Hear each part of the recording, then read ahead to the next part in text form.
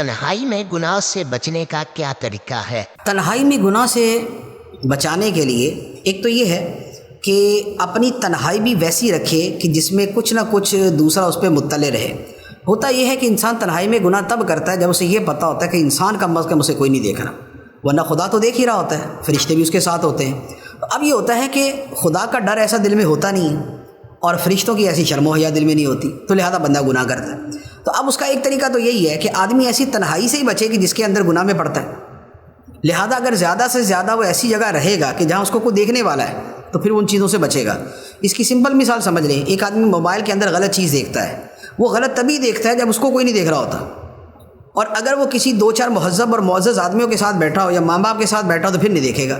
تو اس کا مطلب یہ ہوا کہ اگر وہ اپنی وہ چیز دوسروں کے لیے ذرا اوپن رکھے گا تو خود ہی گناہ سے بچ جائے گا۔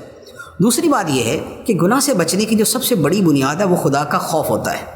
اور موت کی فکر ہوتی ہے۔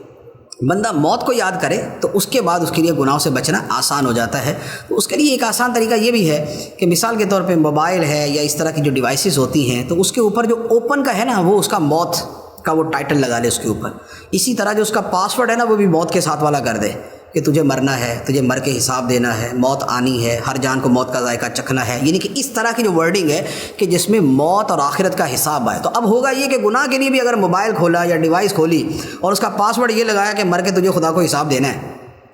تو اب لازمی بات ہے کہ بندہ مسلمان ہے تو یہ چیز اس پہ اثر کرتی ہے، یہ اس کو فائدہ دیتی ہے۔